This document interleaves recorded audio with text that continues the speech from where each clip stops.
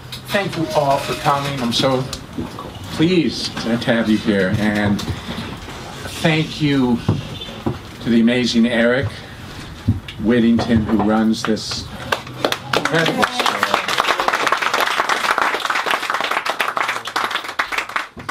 He loves literature and he loves jazz, and that's why this is called Bird and Beckett. And he has live music here 4 or 5 days a week. It's truly amazing, and it's a treasure, and I feel so grateful to be here. And I want to introduce you to to Carter. Carter Schultz is on the piano.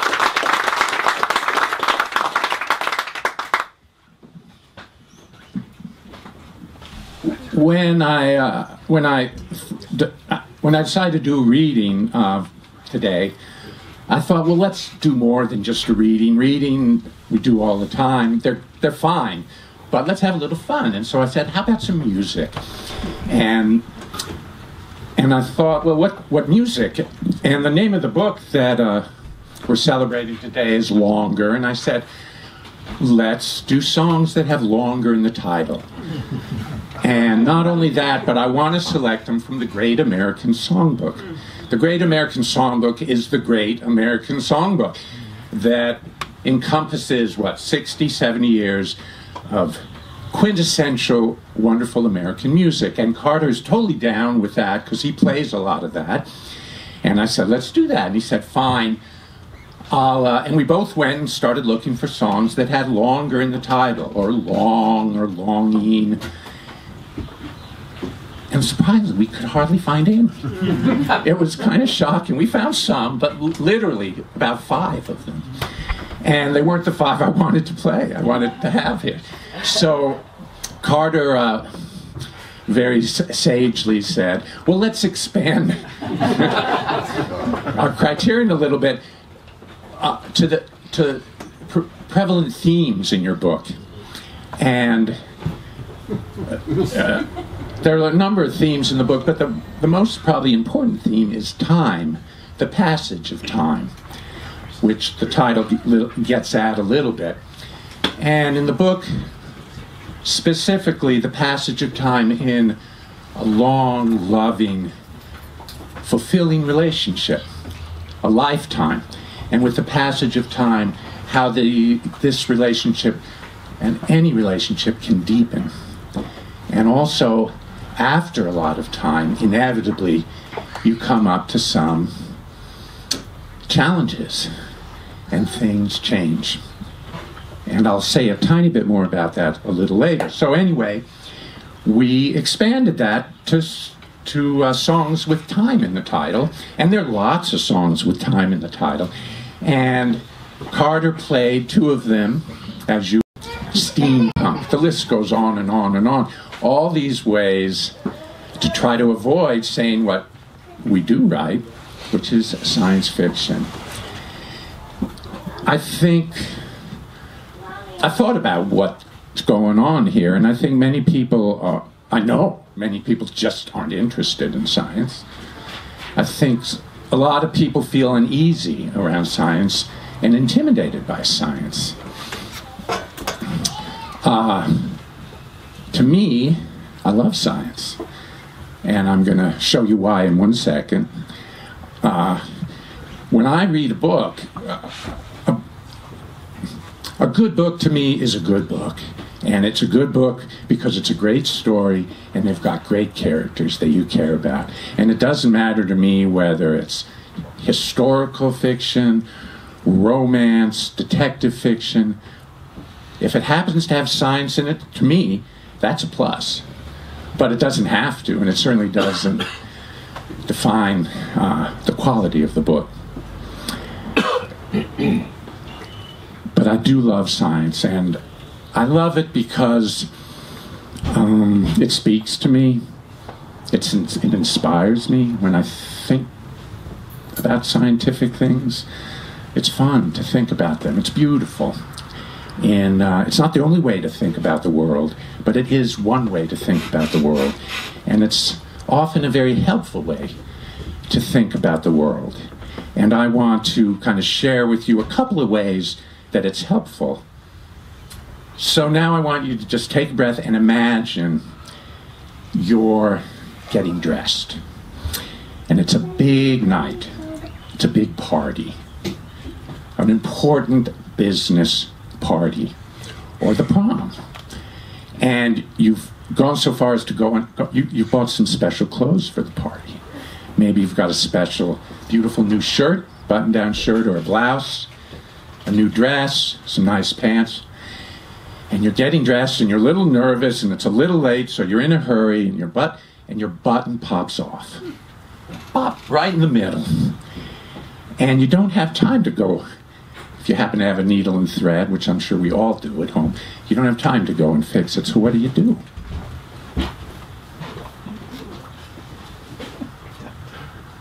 Well, this has happened to me, and what I did is I went and I got the most beautiful scientific invention I have lying around.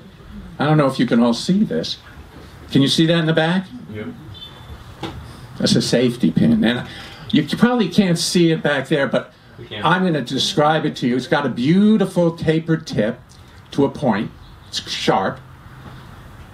But the rest is not sharp. The rest is just nice and cylindrical. And then it's got this incredible curve, precise, round, and then it flips up from that curve and it shoots up to the top, and then it's got this cap that looks like a little cap you might actually wear on your head. And it's all attached. It's attached firmly. And probably the most amazing thing about it is that the angle of the curve is just right so that it doesn't take a lot of strength to close it, but just enough so when it does close, it stays closed. It doesn't flop open. This is one of the best scientific inventions ever made. And this has saved me. That saved it. Okay, so that's my first example. So now we're going to go in a different direction. I want you to imagine that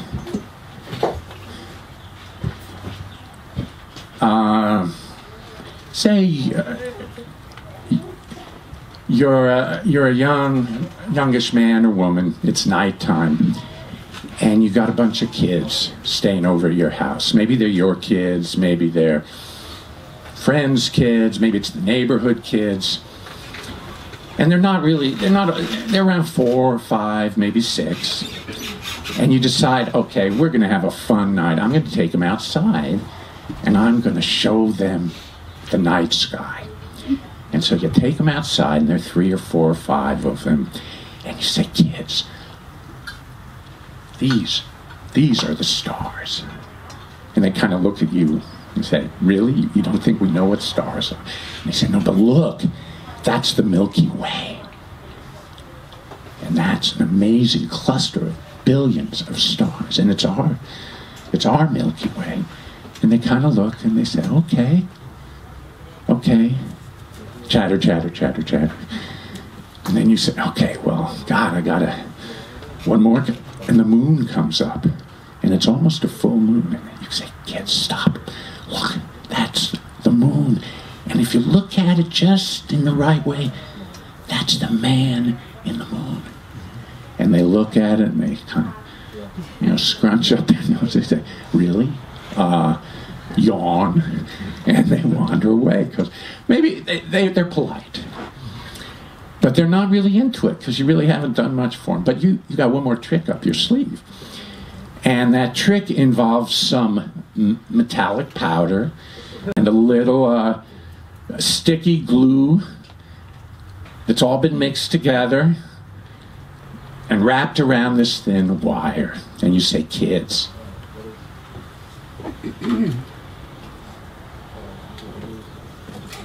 first you do this. You light a match and you say, kids, this is a match. And they never seen a match, because it's all electronic ignition.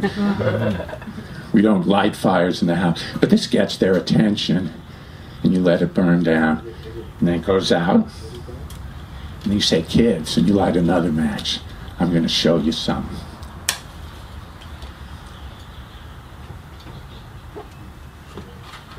And you turn your back.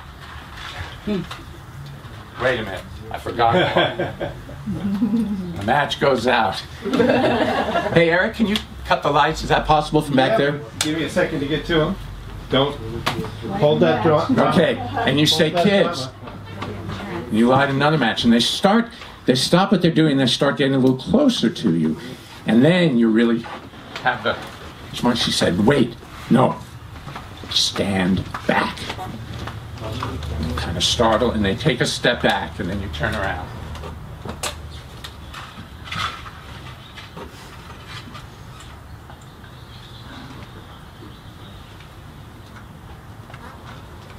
And you say, kids.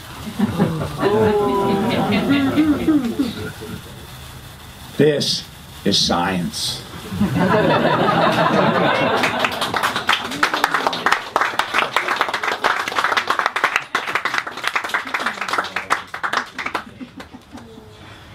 Thank you, Harry. So, no, I mean, who wouldn't love science? I'm going to give you one more example, maybe two, because they're both so cool. My field of science is biological science. I know a bit about it, and particularly human biology. And I just want to tell you about this incredibly cool experiment that's just being done right now, because it just epitomizes everything I love. So, we go to...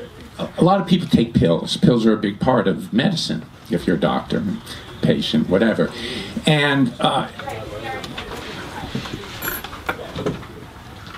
the reason pills are so important is it's the easiest and the simplest and the most painless way to get medicines into our body. But you have to get through, there's a few obstacles you have to get through first. First you have to be able to swallow the pill, and then that pill has to get through the stomach, which is a very hostile, very, very acidic environment. And various ways have been done to do that. Now we have some new medicines, some really great, new, powerful medicines, but they're kind of molecules that just don't work if you coat them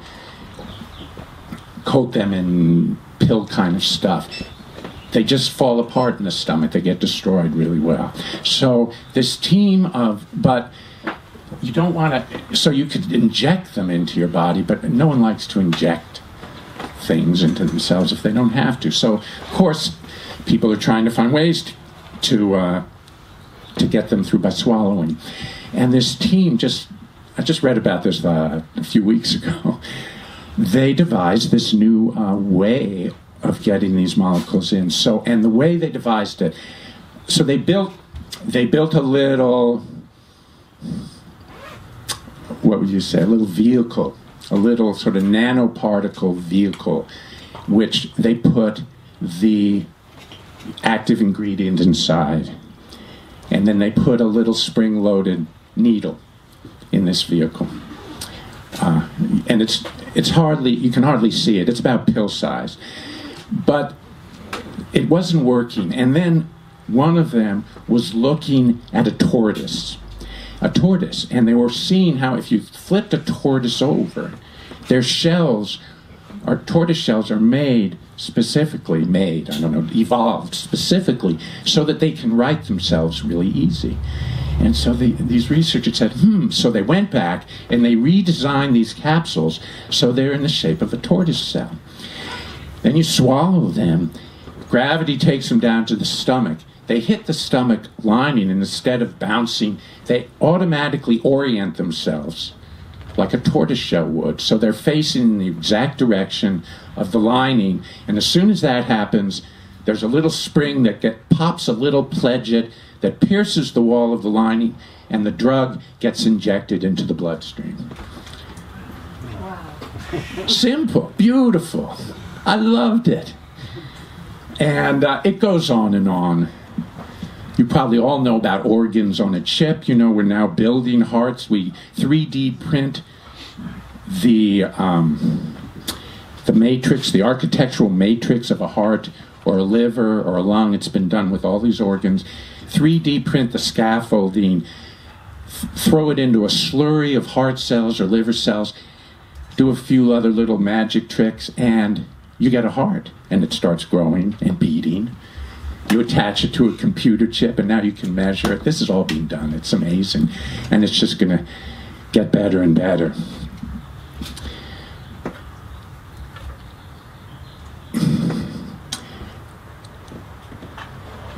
So while I wrote this book, I decided to come out of the closet and say, okay, I love science. I love fiction. I write both. I'm a science fiction writer. And it was liberating, a little scary, but liberating. And then I went a step further and I said, not only am I a science fiction writer, I'm going to put every science fiction trope I know of into this book. I'm just going to put everything there. It's going to be my homage to this field that I'm a part of and that I love so much. And so in this book, there's aliens. Well, now I have to disclaimer, maybe an alien, maybe intelligent. That's part of the fun of reading it. You get to try, decide for yourself. There's, what's the other part? Oh, there's space. Space. I have never in my life written about space. It was never interesting to me, and I don't know anything about it. I was intimidated by that science. But I said, look, no self-respecting science fiction writer can finish their career without writing about space. So this book takes place on the International Space Station, which we already have. It's a little bit in the future, so it's a little bit different, but basically that's it. And I had to talk to everyone I could think of to tell me what would happen if you lived up there doing research, including Carter, who's my mentor in many ways for that part of the book. And I watched lots of videos about astronauts up there on the space station. And in my book, spoiler alert, you might want to hold your ears, there's sex is involved, and I have to find out about sex in outer space, and you look, and surprisingly, or not, astronauts, if you read what they write about, and if you look at what you see, they don't have sex in space. Some of these astronauts have been up there for a year, and they've never once had sex, even masturbatory sex. Hard to believe. Well, I had to make that part up.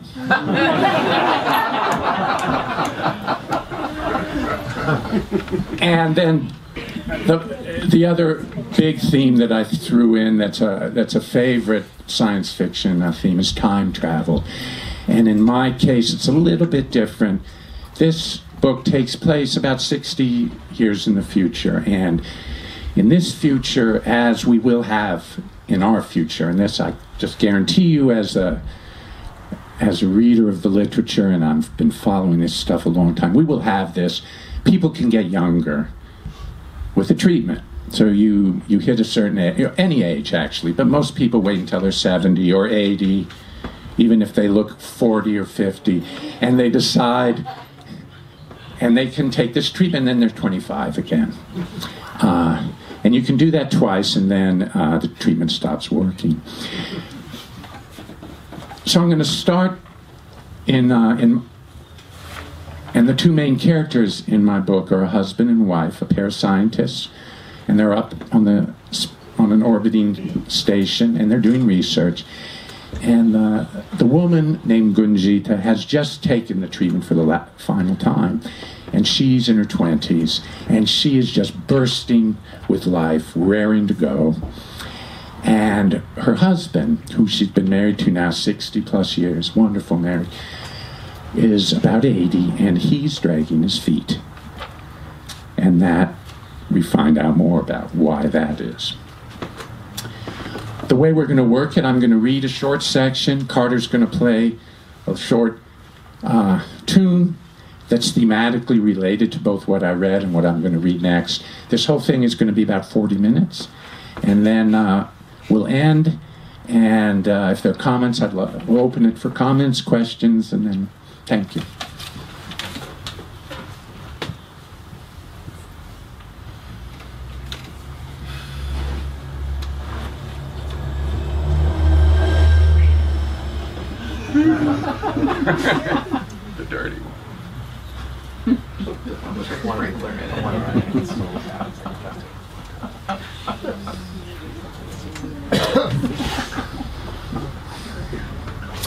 One life was enough. Two were more than enough. It was time to end it. Yes. No. It would end itself. The last mystery. Yes. No. Not the last, but a great one. A great mystery, unspooled. Birth was the first, also great. Rebirth? Not so much, and jarring. Overrated. The stars were bright in the heavens, no atmosphere to dim them. So many of them, and so many more unseen. So many worlds, so many questions, so many answers. Yes to all possibilities. Infinity promised this. But space was cold. Eternity also. He'd need a better coat. He needed one now because he was shivering. He stood in terror, which shifted as all things shifted, and which he had experienced his whole life when gazing at the stars and the infinity of space. Currently, terror held the upper hand. How else to explain the chill? He called on awe to put in an appearance. Humbly, he requested an audience. Sometimes it listened. Now was one of those times. He knew immediately because instantly he felt better, warmer, more hopeful and optimistic. Gunjita was in the lab mod, pipetting. She hadn't done this in years. Hadn't needed to. Postdocs and underlings did it for her. Later, as her once agile fingers became gnarled and crippled with age, she couldn't have done it if she'd wanted to. She could barely hold a spoon. Now her fingers were fine, and there were no underlings. She was alone, but not lonely. Work, as always, was a faithful companion. Thumbing the plunger was familiar, repetitive, and soothing. It felt good in and of itself, all the better because it freed her to think. She had juved at the age of 82, which, all things being equal, was the current recommendation. Since all things were never equal, some people chose to do it at 70 or 60 or even 90. But statistically speaking, 82 was optimal, representing the best balance between benefit and risk. Broadly, statistics were helpful, but they lacked pinpointability. A single individual could easily fall outside the range of prediction. Following standard practice, a person might wait too long, or alternatively juve too soon. Something more precise, impossible to ignore or misinterpret would be useful. An idea had been brewing in her mind, and when she was done with the pipette, she went looking for Cav to run it by him. She found him where she expected she would, staring into space, which had been his main occupation of late, even before news that an extraplanetary probe was on its way. He was a wool gatherer by nature, and she took a moment to observe him unannounced. He was a handsome man, and to handsomeness age had added dignity, but it had bent his one fine, long frame, etched his face, slowed his step, and also his brain. She wondered how long he was going to wait before juving. The longer he did, the greater the benefit, but also the greater the risk. She observed herself, thoughtful, deliberate, proactive, pleased that she hadn't waited. "You know the thing that mice and rabbits do before they're sacrificed?" she asked. He didn't answer. "Cav?" "Yes." "The way they all go calm and limp." "Mice? Do we have mice?" "No, not here. I'm just thinking about what happens." "The word, I believe, is resignation." "They know what's coming," she said. "They have a premonition." He nodded. "They teach us a valuable lesson. Terror can be tamed. The question, which is better? Which is braver? Resistance or surrender?" He turned from the window facing her. "The stars are beautiful tonight. Have you ever seen such beauty?" "I've been working," she said. "Also beautiful." "When others do it." "I should help." "When you're ready." "I've been remiss." "I'm fine," she said, having made her point. "I'm enjoying myself." He smiled, happy to hear it. "I'm a lucky man. I feel rich, Gunjita, blessed in nearly every way. Does our probe have a name?" "Eurydice. You don't remember?" "Who named it?" "I've no idea. I would have named it Orpheus. We should be able to see it soon. I wonder what it's bringing us." The images it had sent back were hazy and of low resolution, showing an indistinct object lighter in color than the asteroid on which it had been found. Efforts to lift or otherwise dislodge it from the asteroid had failed, but in the process the asteroid had cracked, and a fragment had come loose. As luck would have it, the object, if it truly was an object and not a detection artifact, was on this fragment, which the probe had dutifully snapped up. "A mineral of some kind, most likely," she said. Cav nodded. "Someone's being careful. We should be careful, too. You were talking about premonitions. I'm having one now." He had his share of health problems, age-related stuff, heart, joints, pisser. As far as she knew, nothing serious, but she didn't know much because he didn't talk about it much. Wasn't a complainer. She didn't think he was talking about it now. "Not anything bad, I hope." No, not at all. The opposite. It was the probe, then, as she suspected. "You've got stars in your eyes. The kind of premonition I'm thinking about isn't some dream come true. It's the kind that happens before a catastrophe, like before a heart attack. There's a warning signal." "I'd imagine. It's brief, no more than a second or two. After that, the damage is done. What if it could be stretched out?" She was getting excited. "Instead of seconds, make it last an hour, or a day, or even longer. A month, say. Give people time to do something about it. Take action." He raised an eyebrow. "Juve, for example." "For example?" "A month of being in a continual state of alarm, waiting for the axe to fall. Highly motivating, no? Terrifying. And it won't fall. That's the beauty." He pointed, mesmerized. "Look, there it is."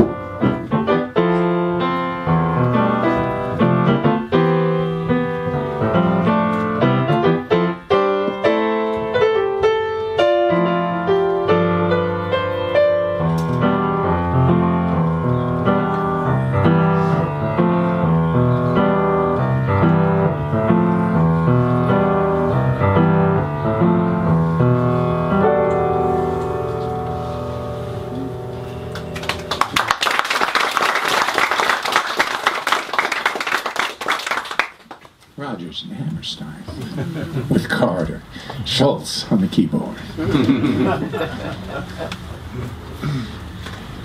So in that first passage, Gunjita is younger than Springtime. And now I'm going to read another passage with the third main character who also is younger than Springtime.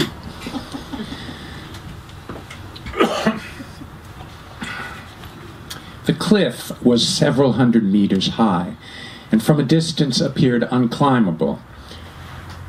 Dash knew from experience that this wasn't necessarily true. From a distance, the great Vatnaja Col looked like a cozy white blanket, when in fact it was a minefield of crevasses, ice falls, and sudden, blinding storms. There were small clumps of green and some stunted shrubs scattered on the cliff, meaning there was soil. Cracks and ledges to hold the soil, meaning potential hand and footholds. A large colony of fulmars nested on the cliff, but they had bred and were gone. He wouldn't be disturbing them or the other way around. The cliff had been a lifelong dream of his. It spoke to him in the language of dreams, larger than life, unreal, seductive, forbidding.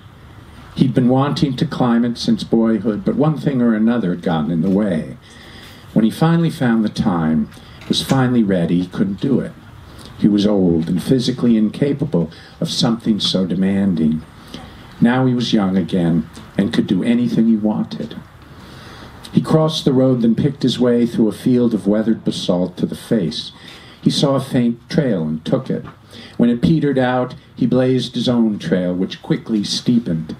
He passed an abandoned fulmar nest made of grass, then another in a shallow rock depression. An unseasonably late-to-migrate bird glided by, squawked at him, then disappeared. The climb grew steeper and more difficult, but his arms and legs were strong, and his balance a must, gymnastic. He had his father's Nordic build, long-limbed and wiry, and his mother's sturdiness and endurance, and was halfway up the face before he had to stop to catch his breath. Below him, stretching east as far as he could see, was a narrow strip of lush green farmland, bracketed between glacial moraines and the wind-swept sea. He could just make out the red-topped silo of his grandparents' ancient horse and sheep farm, where he'd spent much of his youth. To the west was the gray lagoon, fed by melt from one of Vatnaja Col's once mighty tongues, now thinned and shrunken. The lagoon, by contrast, was vast, as large as it had ever been, home to an equally vast quantity and diversity of brackish life. This pleased him, and he was already pleased, with the climb, with his fine new body, with his supple firing on all cylinders, ready for anything brain. The world was not just a beautiful place, it was a playground, or anything else a man with his gifts dared it to be.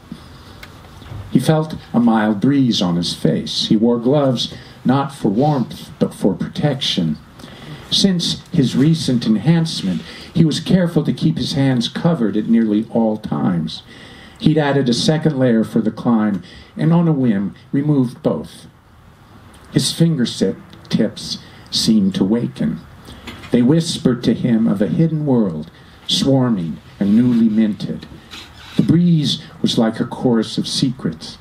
He noticed subtle variations in its pressure, peaks, lulls, eddies, that translated sometimes into words, swift, strong, retreating, sometimes sound, warble, bellow, screech, mostly neither, but rather the pleasant, informative, highly personal, and often electric feeling that came from being touched. Present previously, now so much richer and more complex. He touched his lips, traced their faint corrugations, felt their turgor, firm but not too firm, pliant but not too much of that. He nudged a blade of grass, aware of its own pressure. He could feel it in the way it resisted and opposed his applied force, stubbornly but easily overwhelmed. A friendly, compliant blade, eminently floppy, a pushover, though not to a small ant that was climbing on one of its neighbors. To the ant the blade was strength itself, bending only the slightest amount and springing quickly back to attention when the ant moved on. The world was governed by touch, by feel, by push and push back, weight and counterweight, resistance and accommodation. He's aware of this as never before. There was a constant undercurrent of motion in every existing thing, with a language all its own, a shifting, speechless tongue, perhaps the most ancient one of all. It was smooth, choppy, graceful, precarious, and it filled him with awe. His Merkelized, piezo-powered fingertips understood it instinctively. They were his eyes, ears, nose, tongue, but he had to be careful. They could be damaged by overuse. Any sense could be.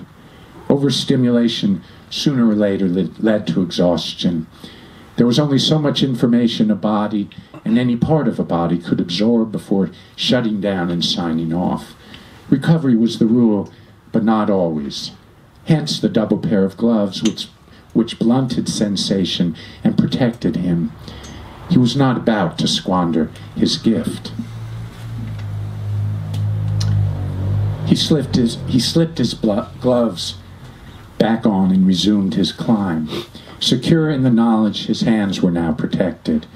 He planned to summit, then take the backside down, which was a longer route but more gently sloped. Descending the cliff itself would be quicker but dangerous. The lone fulmar reappeared and dove at him, coming close to impaling his head before veering off. It squawked and dove again, hovered, then deposited itself on a nearby rock and proceeded to read him the riot act. He soon discovered why. Huddling in a shallow saucer of grass was another fulmar, a male, and obviously unwell. He stopped immediately, crouched down, and held that position. The female fulmar squawked, flapped its wings, and shifted uneasily. The male made not a peep. Its eyes were clamped shut. It was shivering. Dash removed his gloves and inched a hand toward the bird. He felt vibrations in the air before even touching the creature. He felt much more when he laid his palm gently on its back. A huffing and puffing, an ebb and flow, a back and forth, but something more purposeful too, like a tug of war, with life on one side, death on the other. Life appeared to have the upper hand. Instinctively he enfolded the trembling bird in his palms. Its mate eyed him suspiciously. Fulmars mated for life. If the male died, the female would be a widow. Her mate's death would be the signal. She'd know widowhood by the presence of his lifeless body. If Dash took him away in an effort to save him, she'd have a widow's life without knowing how or why. Without certainty, she might wonder, was he still alive? Doubt might gnaw at her peanut-sized brain. A gnawed-at brain, whatever the size, was the source of countless troubles. Dash had taken a solemn oath to cause as few as possible. He could leave the dying bird and let nature take its course. Finish his climb, his ambition since childhood. He could see the summit from where he crouched. Any hope of saving the poor creature rested on doing something soon. He peered down the way he'd come. The face was nearly sheer, the drop hundreds of feet and precipitous. It had been steep getting up, but it would be steeper going down, always steeper and riskier descending. He loved life, how could you not? And fulmars were plentiful. What should he do? He thought of Cav, his friend and mentor, whom he admired above all men, and would soon be seen in the flesh. Cav would be slow to intervene. He would wait and observe. He was waiting now. For what? He wasn't sure.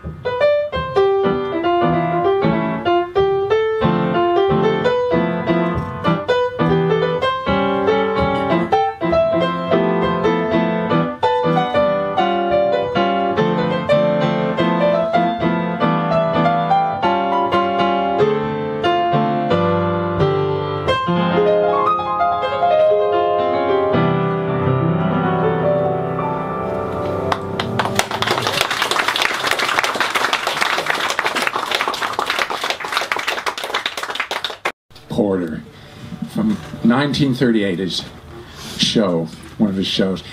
The lyrics of this are so funny and witty and wonderful. And this one is not about time. This is about love. That song was called At Long Last Love. And I encourage you to listen to it. It's really pretty good. Okay, this is the last little section I'm going to read, and here we go. Gunjita was asleep. Cav slid into the mud, trying not to disturb her. She opened her eyes. "Sorry," he said. "It's okay, I'm awake." "You know a guy named Cantrell?" "No. Should I?" "I just got off the comm with him. He heard about our unknown object, had some questions. He's a reporter?" "An interested party," his words. "A friend of Dash," also his words. Cav told Gunjita what he knew about the man. "What does Dash say?" she asked. "That he's clever, smart, a bit of an oddball." "How'd he get past security?" "One of his talents, I take it." "What did you tell him?" Cav loosened his belt and started to undress.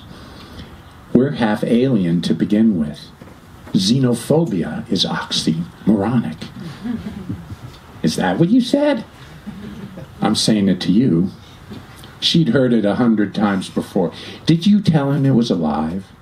"No." "Dead?" "He got his pants as far as his ankles, but couldn't free his legs." "When did we develop such an antagonism to other species?" "Did you say species? Did you use that word?"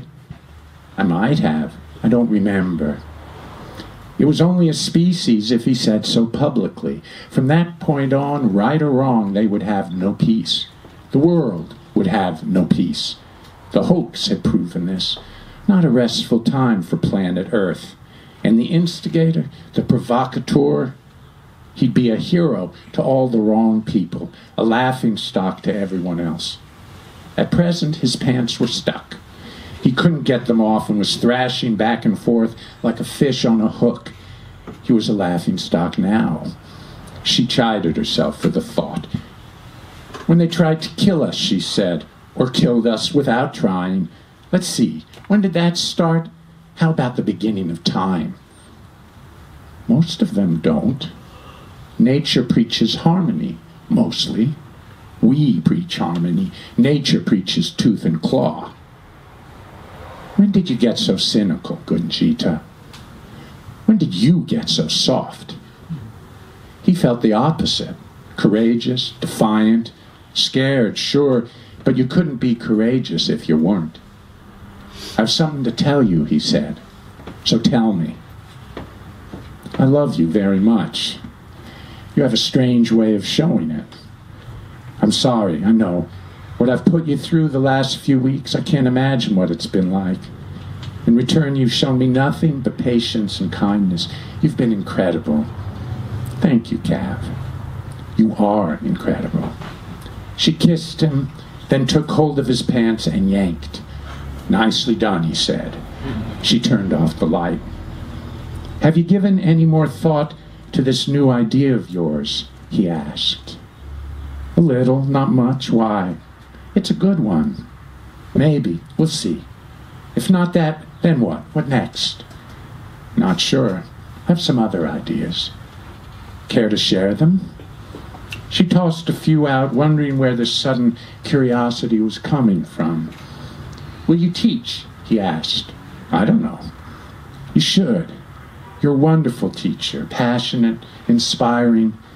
I remember the first time I heard you, the lecture you gave. I haven't been the same since." "That's nice," she said. I might try something else. I haven't decided."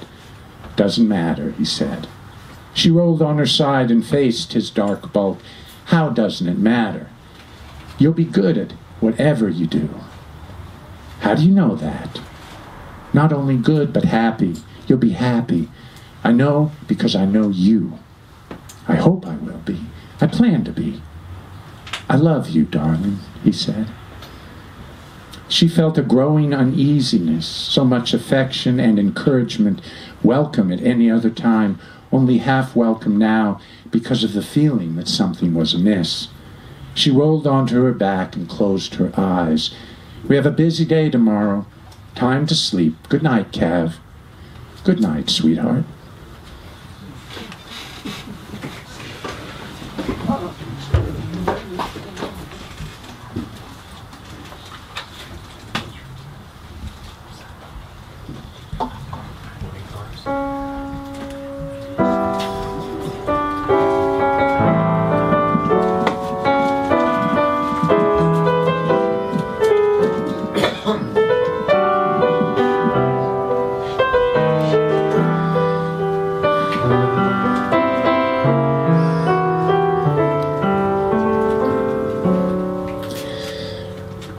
When the Lord God made the sea and the land, He held all the stars in the palm of His hand, and they ran through His fingers like grains of sand, and one little star fell alone. Then the Lord God hunted through the wide night air for that little dark star on the wind down there. And He stated and He promised that He'd take special care that it wouldn't be lost again. But a man doesn't mind if the stars grow dim and the clouds roll over and darken him, so long as the Lord's watching over them, keeping track how it all goes on.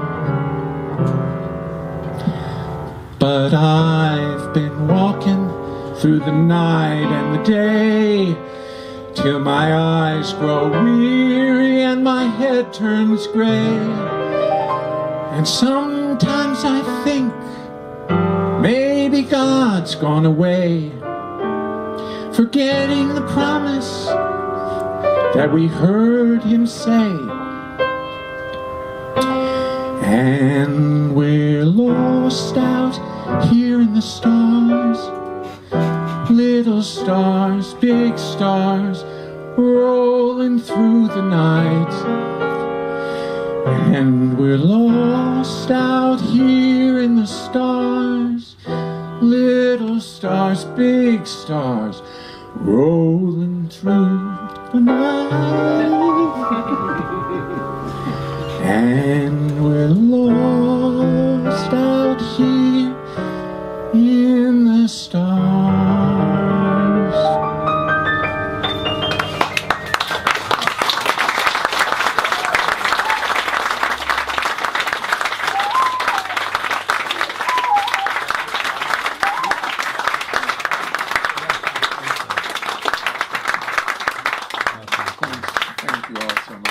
That is an incredible song that a good friend of mine turned me on to. It isn't here. It's called Lost in the Stars. Does anyone know that song? Yeah. Kurt Weill. Kurt Weill and Maxwell Anderson wrote the lyrics. Written in 1949. The play. It was a play, and you're going to know the name of the play because it was based on a book that we all knew about called Cry the Beloved Country by Alan Paton, which was about South Africa, and one of the early books, at least that we had here, about apartheid and the struggles there. And they made a play about it. What did I want to say? Oh, yeah. When I heard this song, I just knew it had to be here, and I knew I was not going to sing that song. And I thought of two people. My first thought was I have a sister-in-law, fairly new sister-in-law named Sarah Ortega, who is a gifted singer, and I thought she's going to sing it, but she said I'm not coming, so I had to think of someone else. And I have another friend who just retired after a lifetime of singing in the opera, San Francisco Opera, And I said, okay, I'm going to ask him. I wasn't sure if he was coming, but I thought if I asked him, he might. And then Carter wisely said, another wise, he said, you may not want to be upstaged. And that was really... Anyone could upstage that last version, but it was what I could do. Anyway, that's the end of this. Thank you so much for coming. I'd love to field comments, questions, or anything else, so I'll just stand here for a minute. Sometimes people are not just intimidated by science, but they're intimidated by speaking out in public. Bravo.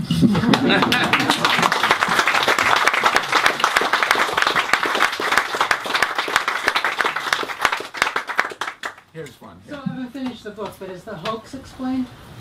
The hoax? Okay. I'm so glad you asked that question. No spoilers. I'm not going to spoil it. Don't spoil it. I'm not going to spoil it. We had a spirited discussion, my editor and I, and the hoax, to my mind, is perfectly explained in the book.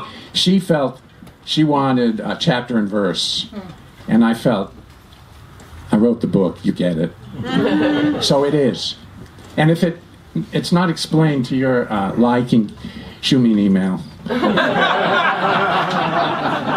I'll say reread the book.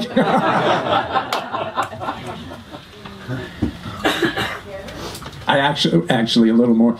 So this book has some footnotes throughout, which is fun. I've done that before. It's kind of fun, and most of them are real. Some of them are made up, but real in that way. And when she asked for that, I put a long explanation, and then I said, no way. And the last minute, I thankfully took it out. So.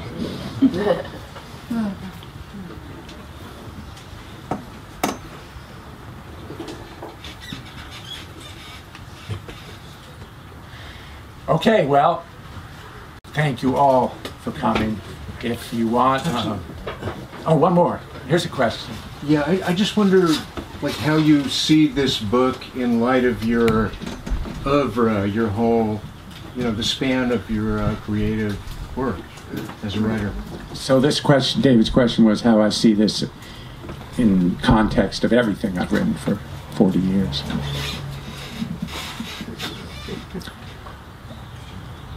I think it's the best thing I've written. Wow. It wasn't the most fun to write. It was really hard to write. It took me longer than most things do. I don't think anyone would be surprised reading this, having read my other stuff. I mean, my stories.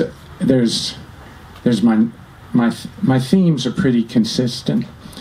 My themes are ethics.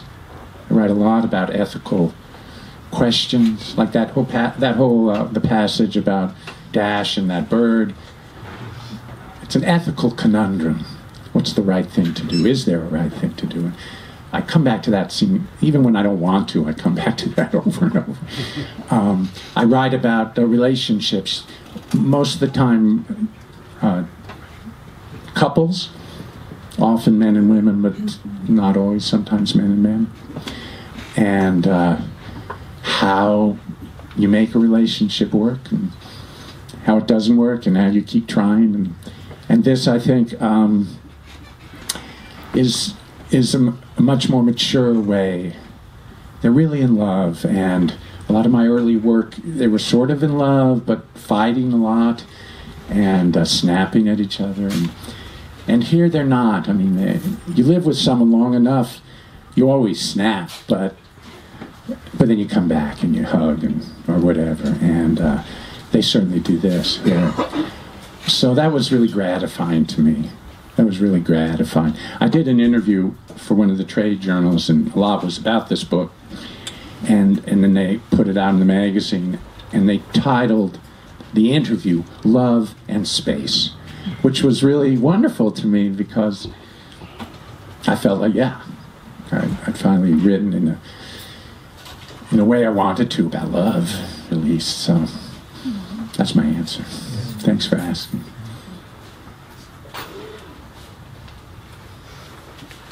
Yes. Michael, I know you gave a talk to students who read your book, and I'm curious, you could tell us some of the questions or responses that they had without revealing the book. Wow. She said she knows I gave a talk to a group of students who had read the book, and she wanted to know what they had to say. The group of students, a friend of mine teaches writing and literature at just retired at North Carolina State, and he invited me. He was teaching a class in the short novel, and he had his students read mine, and he invited me to come and be a guest in the class, which was incredibly fun, because most of the time you write a book and you never get to talk about it. You write it and it's gone, and you have so much to say and so much you want to say, and you don't get that much opportunity. And this was 2 hours of all about the book. Why did you do this? What was this about? Have you done it over? So, and it was very fun, and they were very interested, but they had to read it. The class was about writing a novella or a short novel themselves, so they were reading a bunch of them. So they had a lot of questions about craft, about why I made certain choices, about voice. My voice shifts a bit in this. That's kind of considered risky, or I don't know. People look down at it.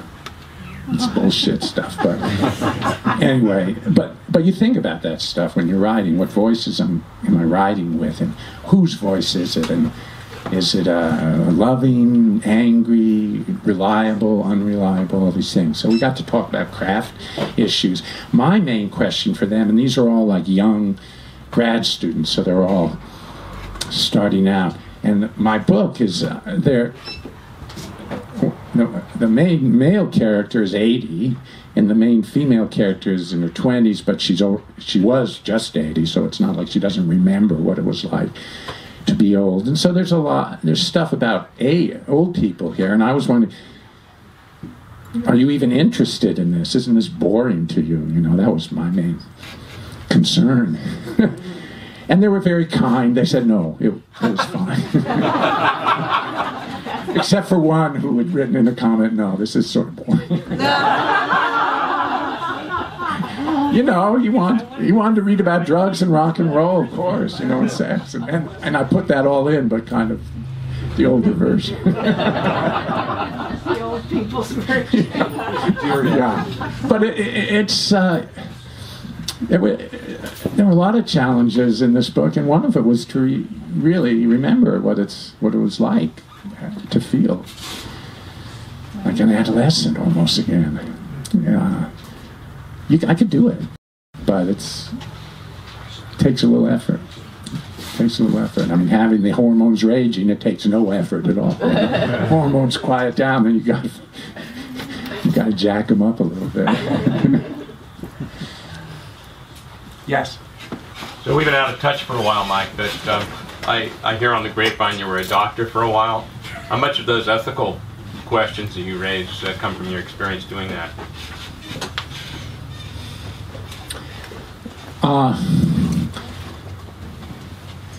I can't. My family really raised me. They really cared about social justice and and altruism. That was sort of how they gave back. And so I came to everything as an artist, or as a writer and a doctor, already with that, I think, embedded in me.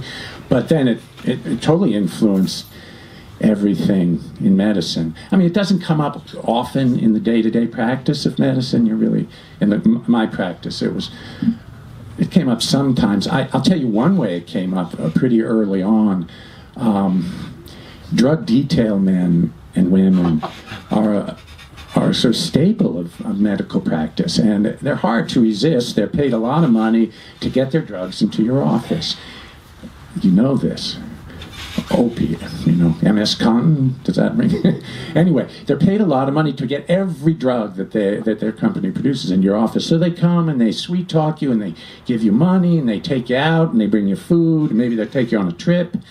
And then they leave you free samples. And if you take a lot of patients throughout my career I took care of were needy patients and didn't have a lot of money, and free samples were great, except for the catch that they get the free samples and they run out in 5 days, and maybe they need 10 days, or maybe they need a repeat performance. And I was early on really opposed, and so I raised my voice, and I wasn't the only one, but I was the loud voice that kept the drug detail men out of the clinic that I worked in for a long time. Just that. And yeah, so that's one example. Yes, Terry. A technical question about science fiction. You said you wanted to use all the tropes in the field, and one of them in there is a very familiar one called First Contact. A lot of science fiction has to deal with what happens when we meet another, And I felt that your First Contact was, to me, it was kind of skewed from, usually it's about communication and intentionality. And I felt like yours had to do more with, they were trying to figure out if it was biological or what the biology was based on. And I'm just wondering, was this an intentional, deliberate twist on the usual SF trope, or is it just the way you thought of it yourself, or were you changing it from what it had been? Thank you. Thanks. I wanted to say so.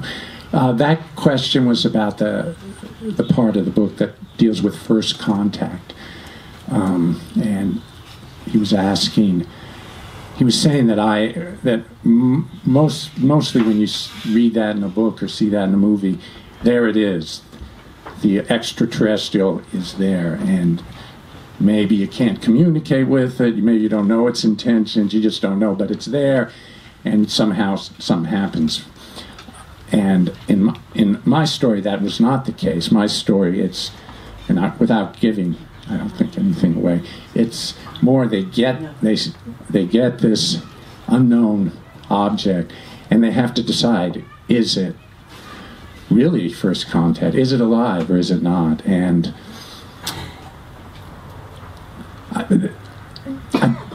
I've written and not published. I don't think I've published books with alien creatures, and to me that's really, really hard to. If I wanted to write one, because I want to write about an alien that was really, really different, and that I might do that. What I really was thinking about a lot, and I've written about this, is what is life, and what makes something alive? What is it? How do we know something's alive? We've been tricked before. Sometimes, like we look at, for years, hundreds of years, or at least some people, like probably myself, we look at coral and we say, that's not alive, that's just like a formation. Well, coral's alive, and they're organisms that we thought weren't alive because they were dormant for like 100 years, and then the right conditions come and bingo, they're alive. So it's hard. I mean, what constitutes life? And that's really interesting to me. Is it movement? Is it eating, nourishment? Is it reproduction? Transitional state? Is it life? Can you recognize it that?